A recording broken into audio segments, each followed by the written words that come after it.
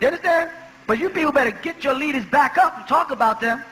Talk about Marcus Garvey. You know what I'm writing these books for? So y'all can go out there and say Marcus Garvey did this and Noble Drew Ali, and Marcus Garvey was a Muslim, and Noble Drew Ali was a Muslim. And they killed Dr. Martin Luther King because he went to the Honorable Elijah Muhammad, and the Honorable Elijah Muhammad converted him. His last meeting with Honorable Elijah Muhammad when he came back and said, I had a dream. I've been to the mountaintop. I've seen it. Why? He said, what is he talking about? You look at the last tape, you see everybody standing around him dressed in white. That's right. They ain't standing around no suit and ties. They standing around dressed in white with tagiyas on their heads. They don't look like no Christians to me standing there. Look like a bunch of Ansars standing around Dr. Martin Luther King. The white man said, he been to the Honorable Elijah Muhammad, and he got millions of followers. Kill him. Forget civil rights and peace marches and all other beautiful things that Dr. Martin Luther King was standing for, because he stood for a lot of beautiful things, but he meant well. He had a good heart. When he said everybody can sit together, that's a beautiful thought. White man don't feel like that, but it's a beautiful thought that everybody on earth can become one family and stop killing and taking from each other. But if you think the United States is going to agree with that and then give half its revenue to India so they can starve, you're crazy. If you think they're going to share the wealth of America with people in Ethiopia, you're crazy. He's not going to go back to eating hamburgers so that, and from steak so some Ethiopians can have food on their table. He don't do that. He just give them some grain.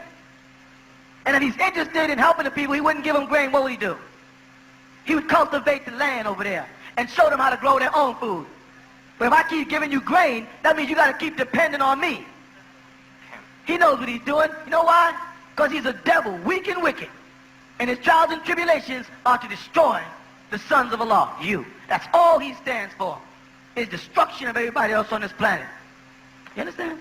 So don't let them do that to you. When you and the Brother for the Nation Islam talk, say, wait, we are not going to argue this time. We're going to hold hands and we're going to walk together. You understand? So people will see the unity in us. We're not going to fight anymore. And if you have a difference in opinion, let's do everything in our power to avoid that. So I can meet you on Salam Alaikum wa Alaikum Salam.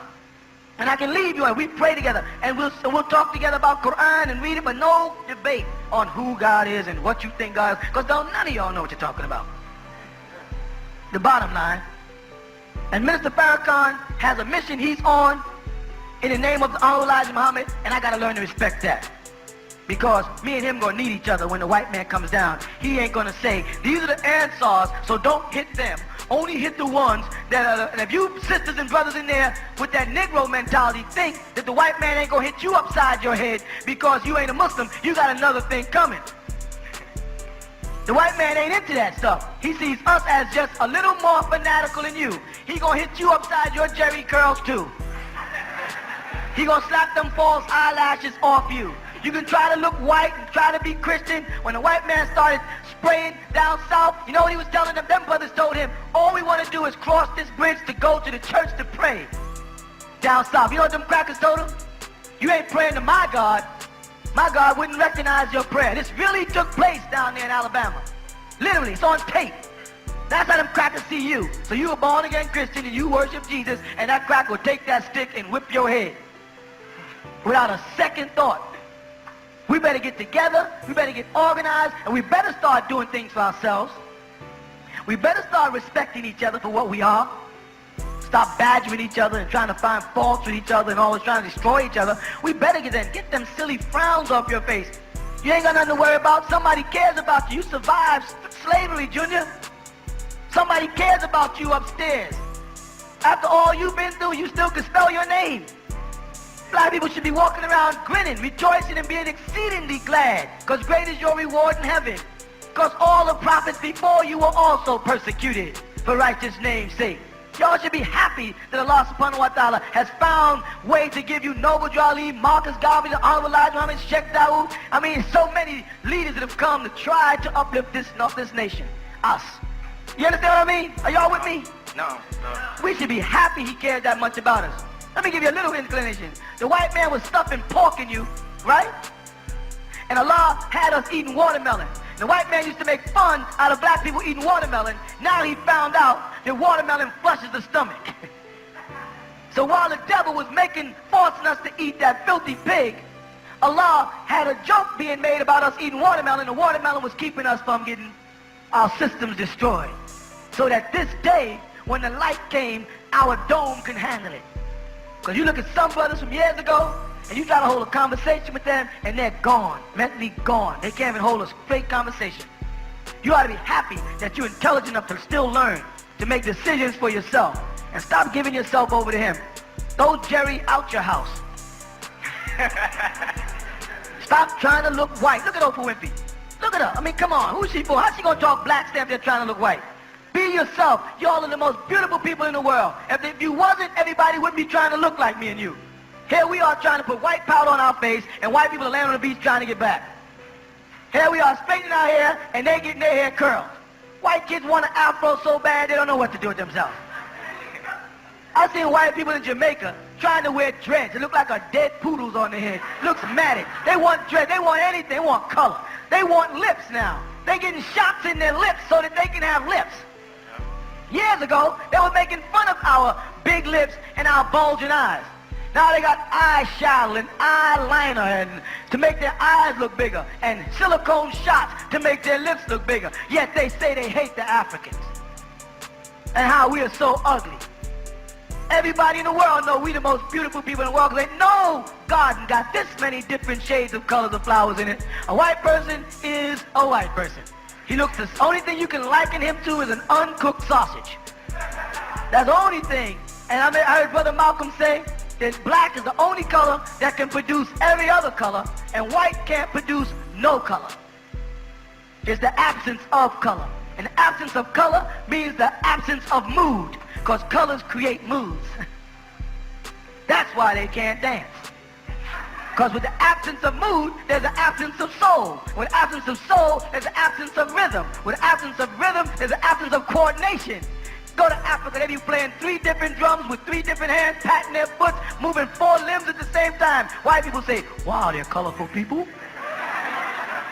We got a whole lot in the name of Allah to be proud of as a people. We may not have much money, but we'll sit on our stoop, take an oatmeal can, turn it upside down, and bungo away. We could be suffering, but we'll find something to laugh about. You understand what I'm saying? We are a great people.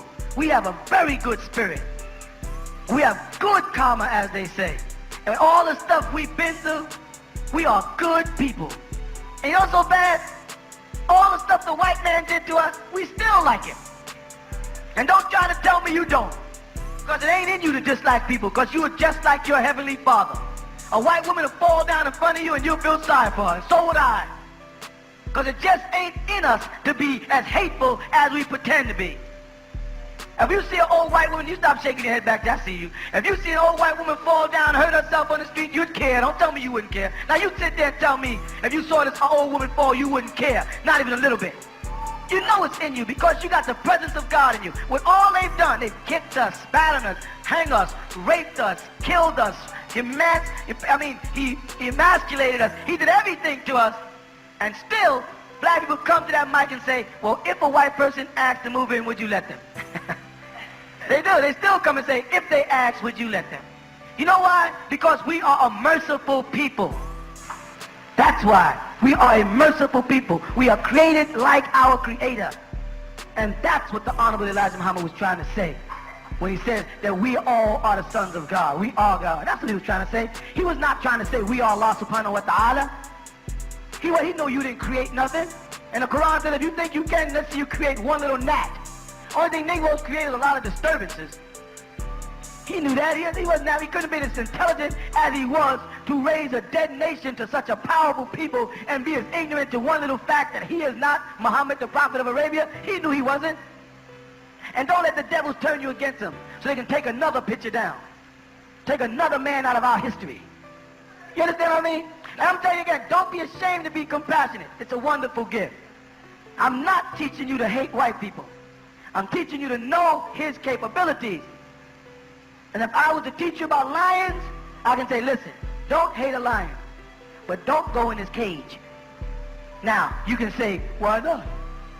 And then go stagger into his cage, and then I won't have to explain it to the next person. I'll say, see that?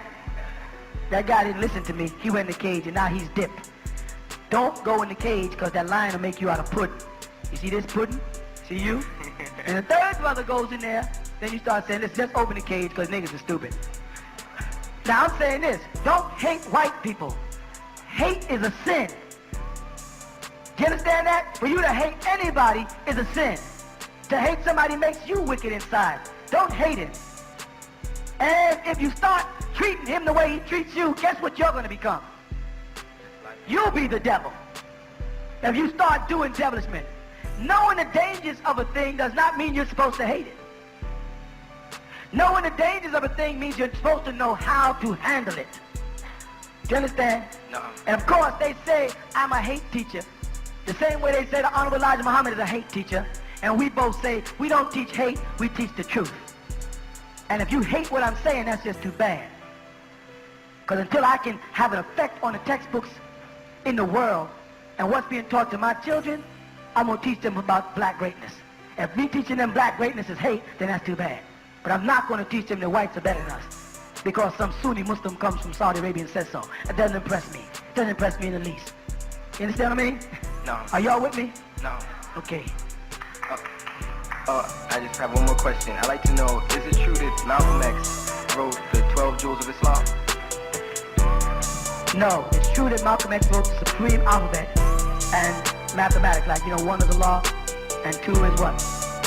I mean, 1 is knowledge, 2 is wisdom, 3 is understanding, 4 is justice, 5 is power, etc. 6 is equality. You know that. A is Allah, B is born, C is to see. He wrote that while incarcerated. Yes.